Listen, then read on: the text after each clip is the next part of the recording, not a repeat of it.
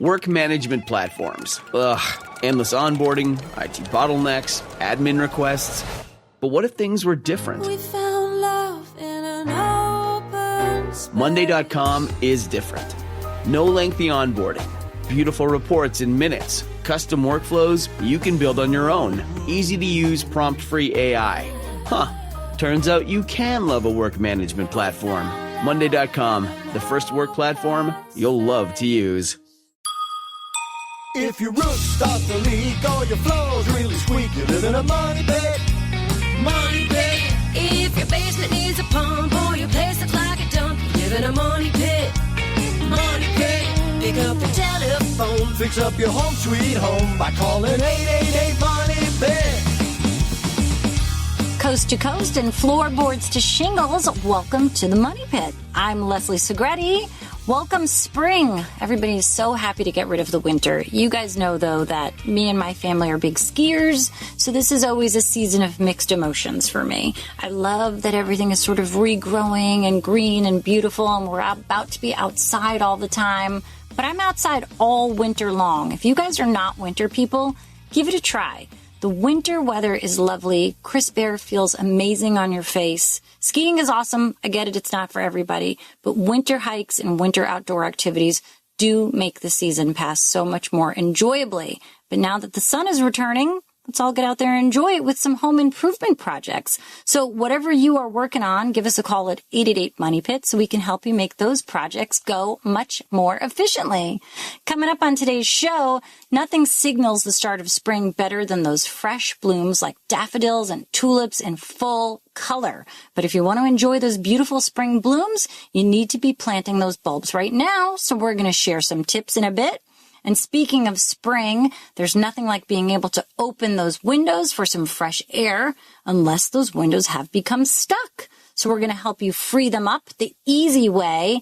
And if you're planning to start that garden in this early spring season, I kind of tend to not put anything in the ground until Mother's Day. But if you are planting now, mulch is a great insulator. But if you put on too much, you can suffocate the growth. So we're going to walk you through the best mulch practices in a little bit.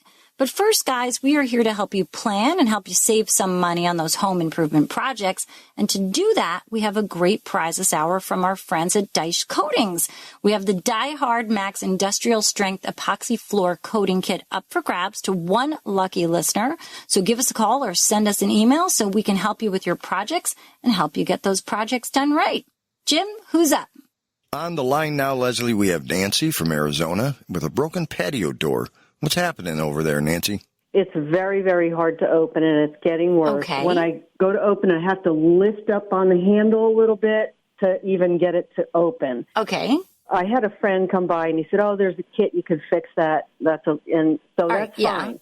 But my question is, should I replace this door or get a one of those French doors? Which one would be more energy efficient? So you have an old aluminum sliding door right now, but like a heavy metal door? Yeah. Yeah, that door is never really going to be very efficient, and the rollers do wear out, and they probably are at this point. And sure, you can replace those rollers, but it is what it is. And I'll say that because new sliding glass doors, they're going to be vinyl clad. I mean, you can look at a vinyl clad Andersen door. Andersen makes one that's designed for remodeling and one that's designed for new construction. And the difference there is really important because the remodeling door is exactly 1 inch shorter in height than the new construction door, which you're not going to notice. You have to pay attention to the labeling on these doors. But if you're putting it in, it does make it a lot easier because the remodeling door is built to fit into an existing opening. So if you get the right door, you can replace that slider with a brand new Andersen vinyl clad sliding door. It's not a complicated job for a carpenter to do. They can do it in a couple of hours, so it would be cost efficient. And it's really a beautiful door that's going to perform well. It's going to be energy efficient. Now, you mentioned French doors, which are really nice too. And I have French doors from my dining room that go out into like our screen porch to the yard. But I love them, but they're a little harder to keep airtight, but I just love the look of it. And I say it's harder to keep airtight because you're dealing with more opening points. And you've got a similar sort of opening point situation with the slider, but with the slider, you're only dealing with the top and the bottom. But if you go with French doors, you're dealing with an opening point down the center, and you may tend to get air leakage around the top, the sides, sort of at all of these functioning points. However, there are things that you can do as far as weather stripping. You can put weather stripping on the bottom of the door that kind of locks it into place, but they're really gorgeous, a French door, and they do change the look of the room, and there's just something that really makes the room look finished and gorgeous with the French door. So I think if you find the right French door or the right new glass slider and it's properly installed with the right weather stripping, you can reduce the amount of drafts, the amount of air leakage that occur with it, and I think you're going to love the look of the space. It will be totally transformed. All right, good luck with that project. Thanks for calling in at 888 Money Pit. Let's head out to Virginia, where we've got Peter. Peter, you're on the Money Pit. How can we help? I had a house built 13 years ago, and one of the rooms on the first floor extends past the basement, so there's a crawl space. And I noticed just after they built that there was some moisture and mold in the adjacent closet in the basement to the crawl space. What they did was they put some thick plastic sheeting in the crawl space, and they put a dehumidifier in, just a standard one that you can get like Home Depot or Lowe's, with a drainage hose that goes into a pipe or a drain, and that's been running continuously for 13 years. And I haven't had any moisture problems since, but I was just kind of wondering, is that the safest solution? And I guess I just have nightmares that the dehumidifier catches on fire, again, just because it just runs continuously. All right. Well, let's think about the reasons why that humidifier is running constantly. I mean, you're probably needing to control the moisture that's coming into the space. So let's take a look at the exterior of your home. You know, anywhere around the foundation, you want to look at how the soil is. Is it sitting all the way up against the foundation? Does it slope towards the house? Because you want to look at that and think about how that water is moving.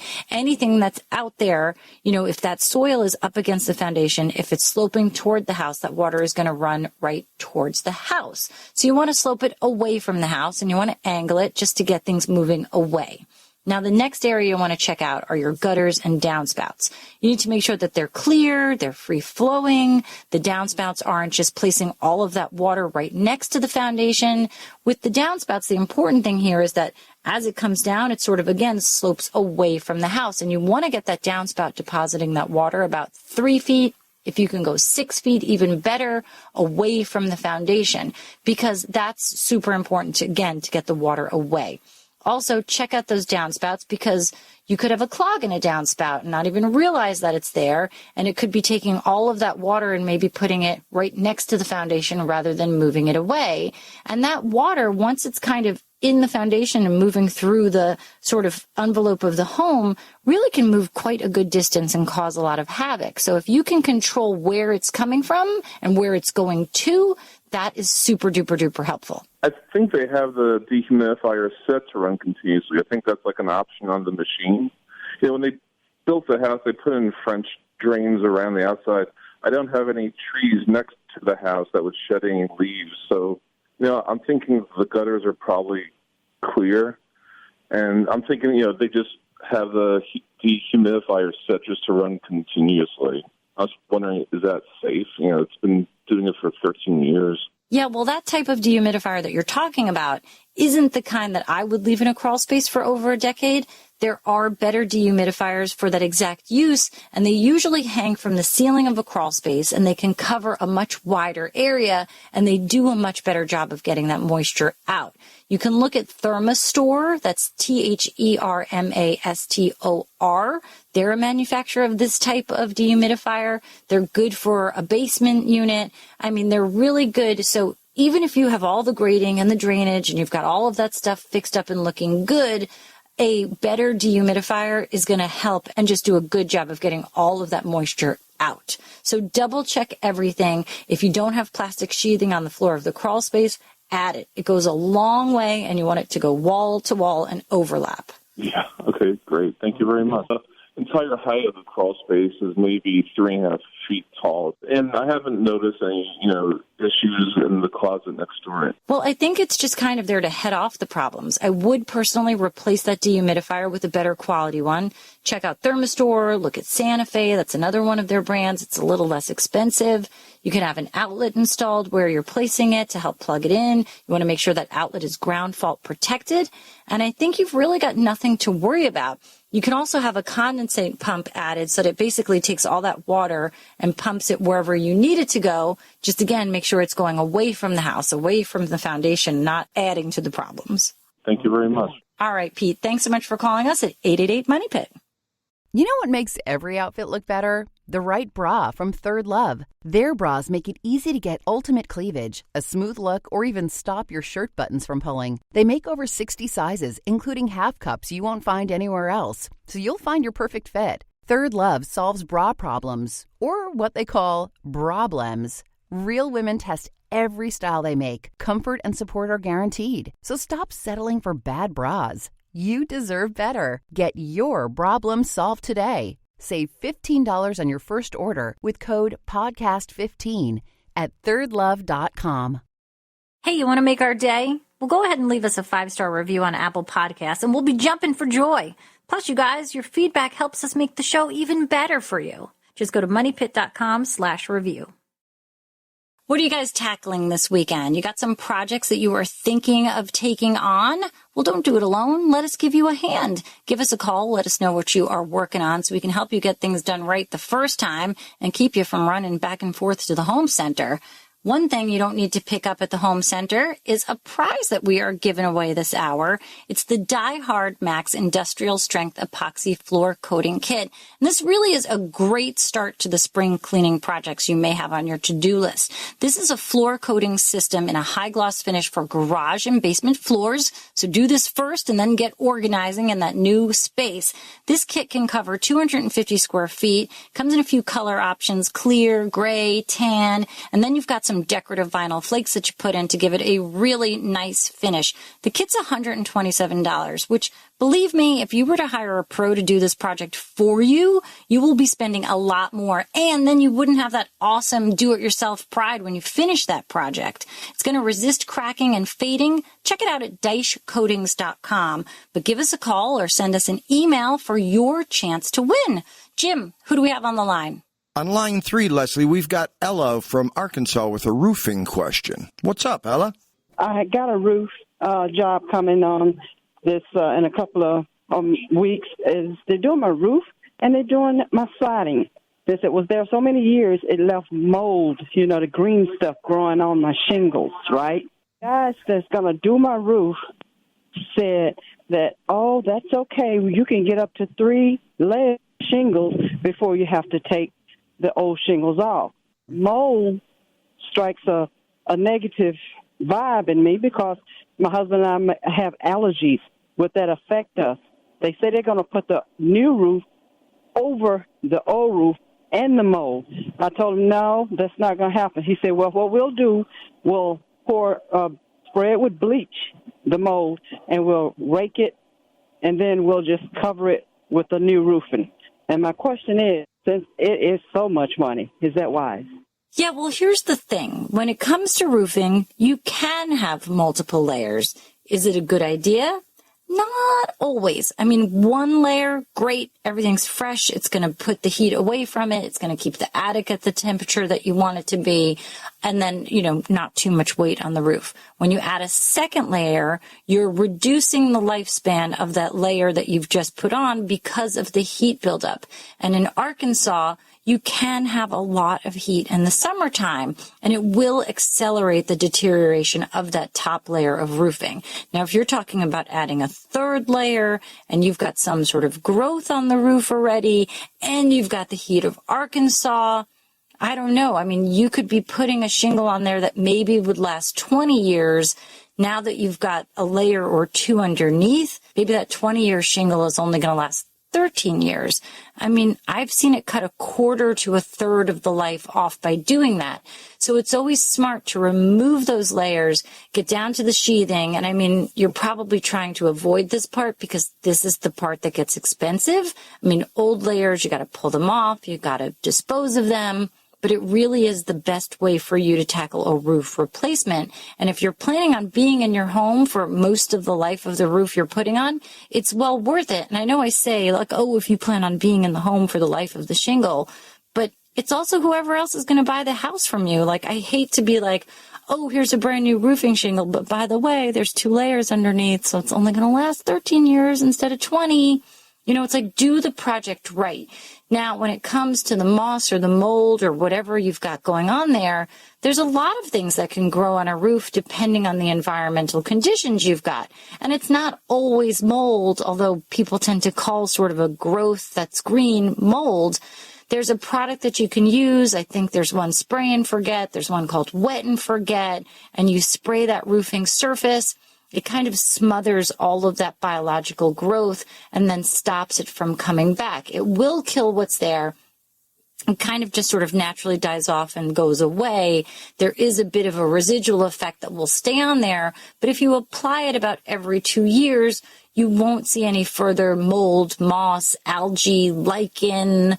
You know, those are the names of all of those odd things that can grow on a roofing shingle.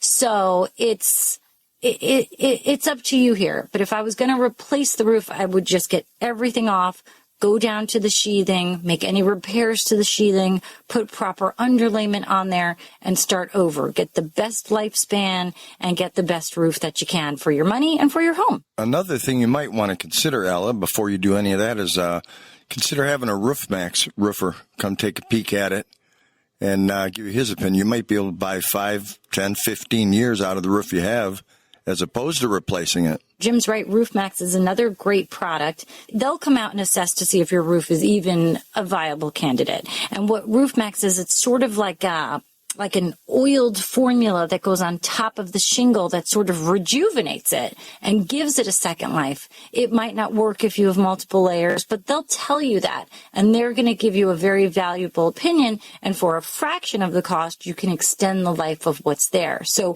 RoofMax 2X's also a great way to check out. And they're super eco-friendly. Okay, I appreciate it. Thanks for calling us at 888-MONEY-PIT.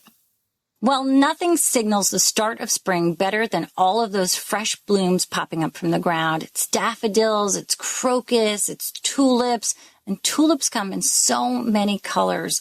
But if you want to see those beautiful spring blooms soon, you need to be planting those bulbs now. I mean, the secret here to successful blooms do start with the timing. So summer bulbs aren't tolerant of cold temperatures, and those should be planted after the ground warms up and there's no longer a threat of frost. But if you're ready to start planting, there are a few basic rules to keep in mind. First of all, bulbs do not really like super wet soil. So you want to make sure you plant them in well-draining sandy soil. You want to add a good bulb fertilizer to the bottom of the hole and scratch it into the soil really, really well before you put the bulb into the hole. You also want to be careful not to plant too shallow. You want to follow the instructions on the package, but the general rule is to plant 2 to 2.5 times deep as the bulb is tall. Believe me, squirrels love to eat these. These are like the tastiest snack for them. So if you don't plant them deep enough, I think they can like sniff them out like a shark with blood and water, and they're like, tasty snack over there in Garden City, I'm going to get them. So definitely mind how deep you plant those bulbs. Now, if you're trying to decide which bulbs you want to plant, here's a couple of good options. Tulips, they're super popular. One trick with tulips is you can replant the same colors in the same bed year after year to make up for the bulbs that just don't come back. But remember, if deer are in your area, they love tulips. They love them when they're bulbs. They love them when they're flowers. They love them in every phase of growth. So if deer are in your yard, try to go for something else.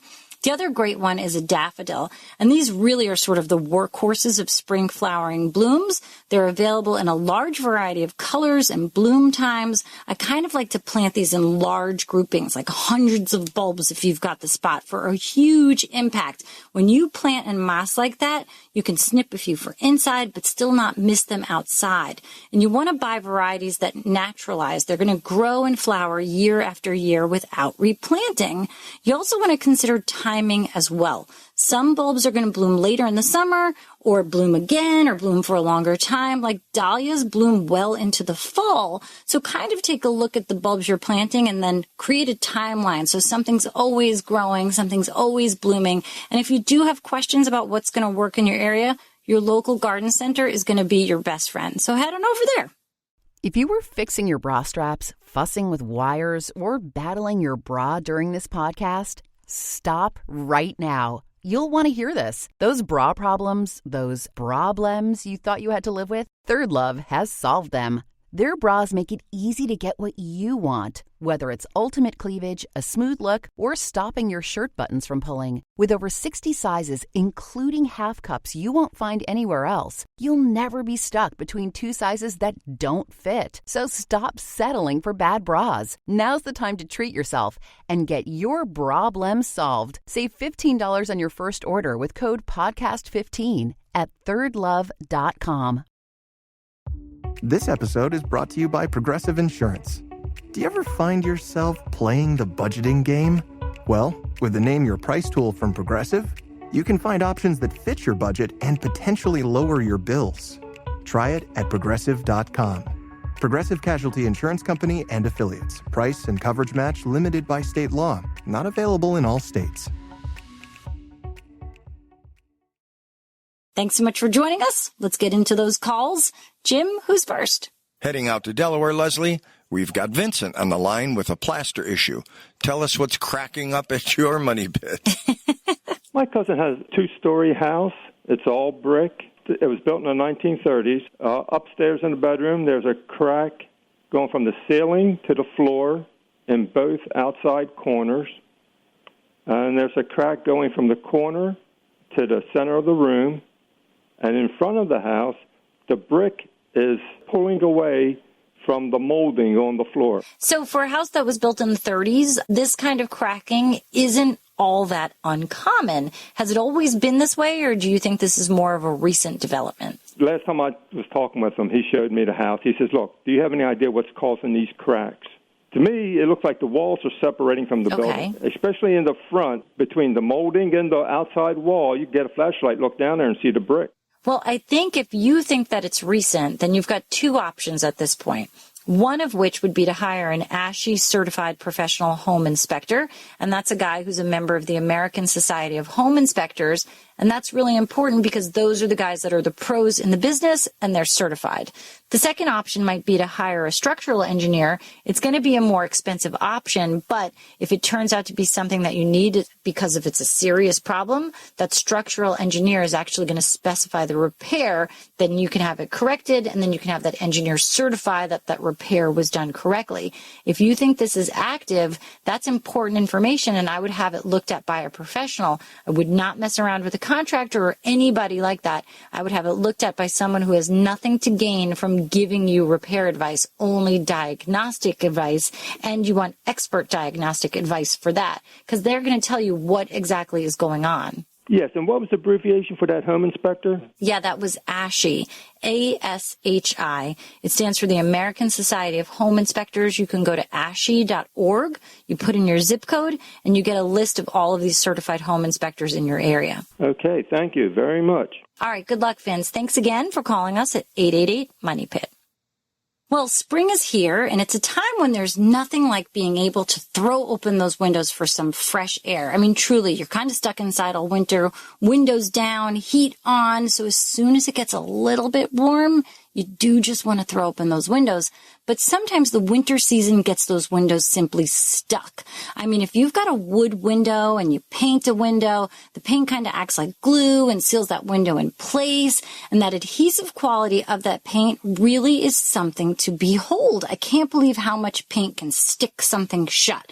But you have to be careful with a window how you free up that stuck paint, because if you damage that window or break the glass, it could be a bigger problem. I mean, obviously you're going to get the fresh air you've been looking for, but not in a way that you wanted.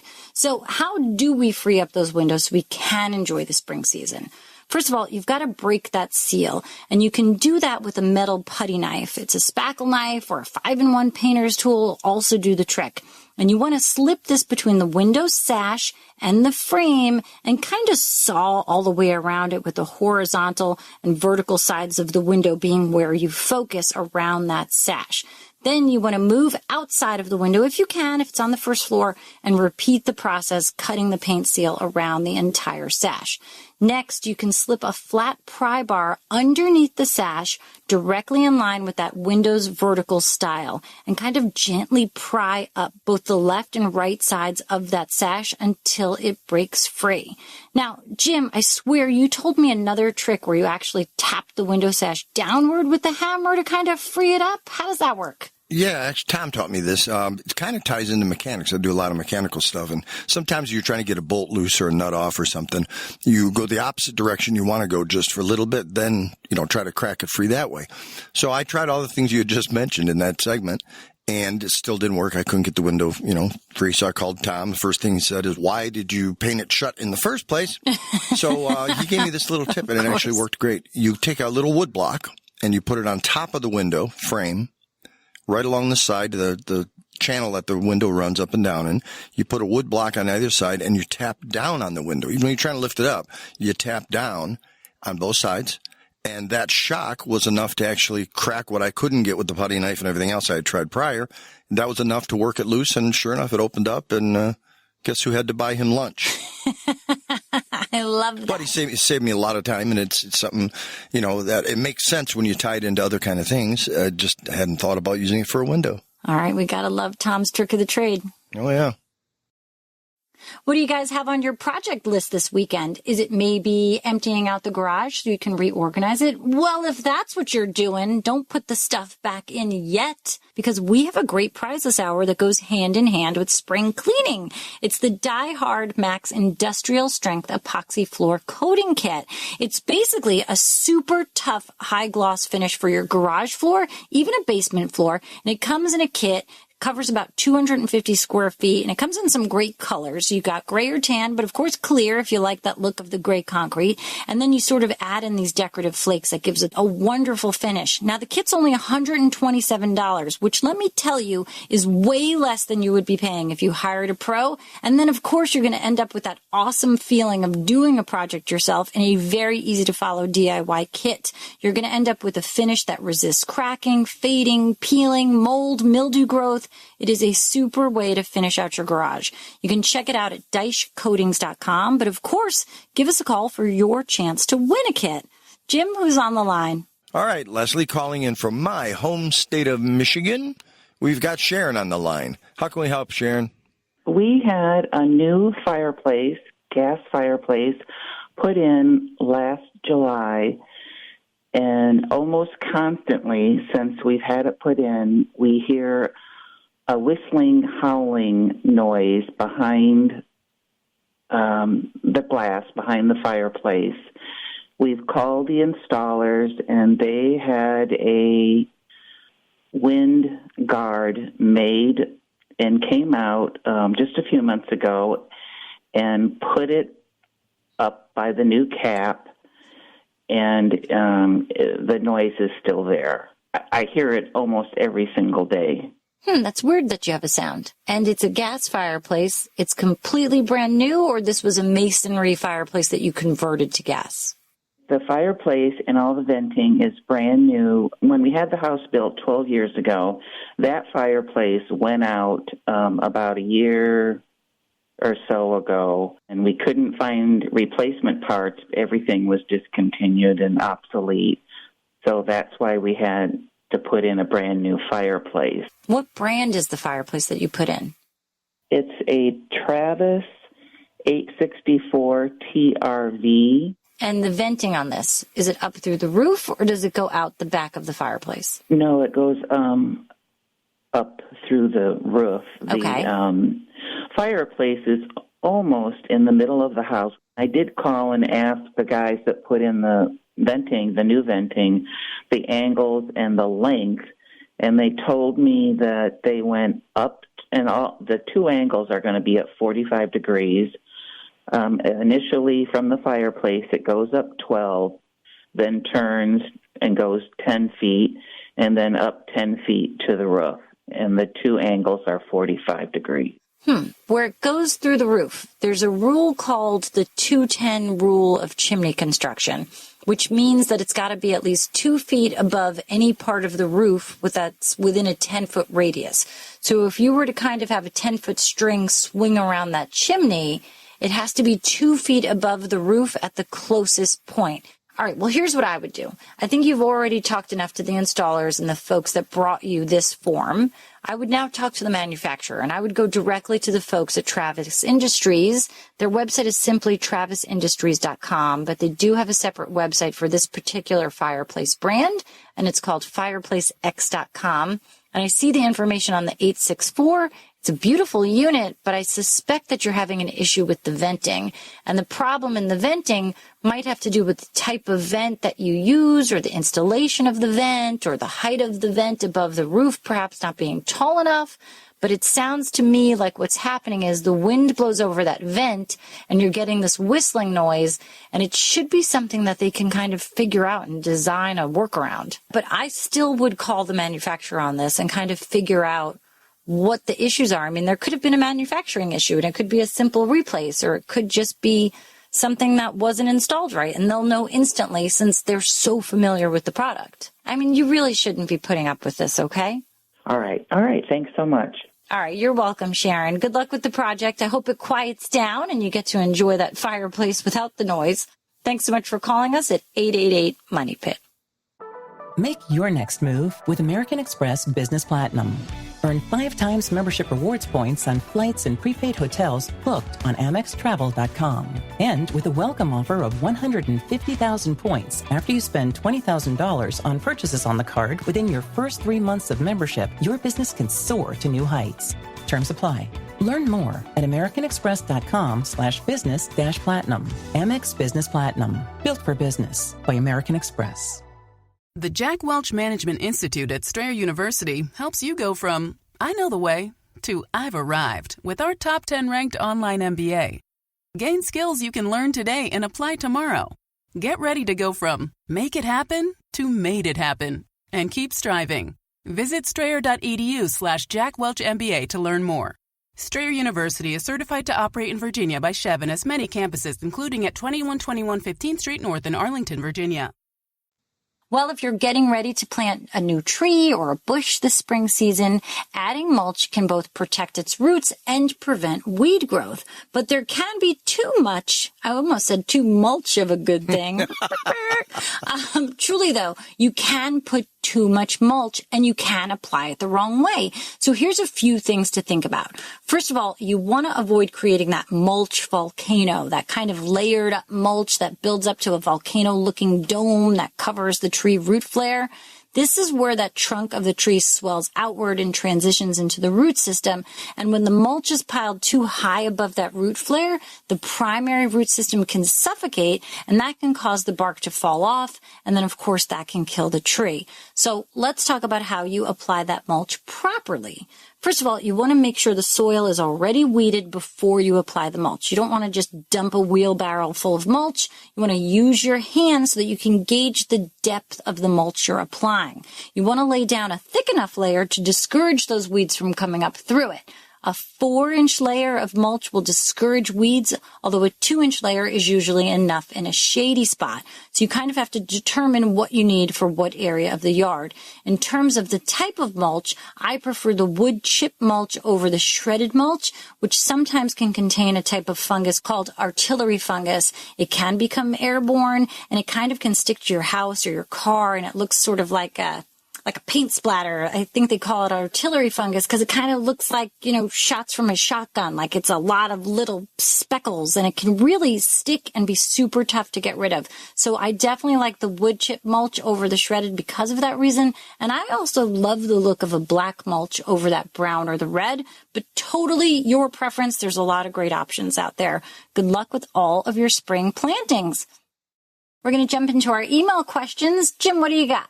Kim has a question about her water heater. Leslie, she says, it's 20 years old, and there are yellowish rings in my sink and tub from what I'm guessing is the hot water. Now, sometimes the water is a bit yellowed and has a slight odor. And do you think it's time to replace the water heater, or is there anything else I could do? Well, I mean, you're saying it's about 20 years old, and generally water heaters are going to last about 10 years, Kim. And definitely over time, water heaters are going to collect rust at the bottom, and it's especially common if you've got hard water. Now, you should be draining that water heater once a year. Most people don't, and let's be honest, I never have. Jim, have you? Oh, yeah, Leslie, I do it 3 times a week. No, I put mine in maybe 5 years ago, and I've done it once. Yeah. So, I mean, you're not alone, Kim, if you haven't done it. If you do choose to drain that water heater, which I suspect is going to help you a bit, you should cut the power to the unit, assuming it's electric, turn off the gas if it's a gas supply heater, open the vent, be super careful because it can spill out when the hot water is out. Oh, I also should say turn off the water supply before you open that vent. Then drain without opening the pressure valve. If you don't open that pressure valve, it's going to take a long time. That said, you can let it cool a few hours before you open the valve and drain.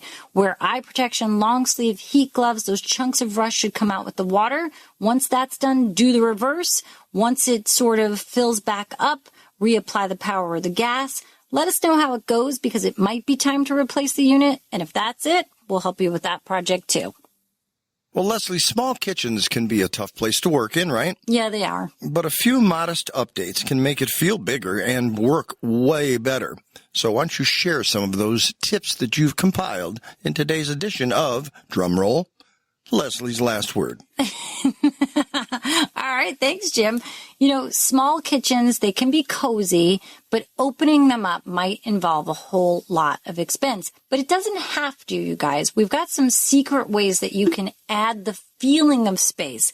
And one way to do that is adding a skylight. If you've got the space for it, you can open up that ceiling to add more light and also visually expands the space. But if you don't have the right roof line for it, or if it's too big of a project, you can add a sun tunnel, which is a round skylight that you set in the roof with a tube that feeds down to the ceiling, like sort of like a light diffuser. The tube is mirrored on the inside, so it collects that sunlight and kind of just shoots it down the shaft right to that, you know, skylight, if you will, or sun tunnel in your ceiling. It's a great way to just let that natural light in. And if that small space is dark, it really does help out a lot and isn't a huge project.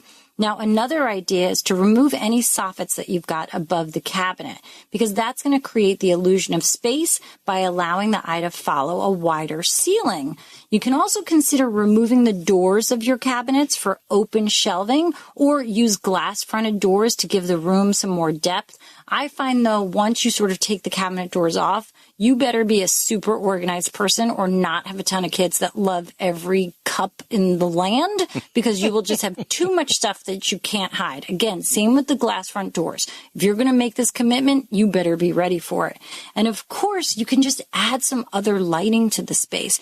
You can get these wonderful attachments that screw into sort of a ceiling can light bulb socket that creates a hanging pendant. And that just changes the feel of the space and kind of could be great over a sink, or if you have a small island. This is a great way to just kind of change up the look, give the illusion of more space. You can go with a lighter paint color. You can paint the cabinets a lighter color. You don't have to spend a ton of money, and you can do a lot of these yourself. So give them a try and see how you enjoy your newly improved kitchen space. Coming up, does your home make a good first impression? Well, we're going to share some low-cost landscaping ideas to help your home be the standout of the neighborhood on the next Money Pit. Remember, whatever you guys are working on, you can do it yourself, but you don't have to do it alone. On the Money Pit Radio Show. On the Money Pit Radio Show. Pick up the telephone, fix up your home sweet home by calling 888-MONEY-PIT. Woo! You just realized your business needed to hire someone yesterday. How can you find amazing candidates fast? Easy. Just use Indeed. Stop struggling to get your job post seen on other job sites. With Indeed sponsored jobs, your post jumps to the top of the page for your relevant candidates, so you can reach the people you want faster. According to Indeed data, sponsored jobs posted directly on Indeed have 45% more applications than non-sponsored jobs. Don't wait any longer. Speed up your hiring right now with Indeed. And listeners of this show will get a $75 sponsored job credit to get your jobs more visibility at Indeed.com/kidsandfamily. Just go to Indeed.com/kidsandfamily right now and support our show by saying you heard about Indeed on this podcast. Terms and conditions apply. Hiring? Indeed is all you need.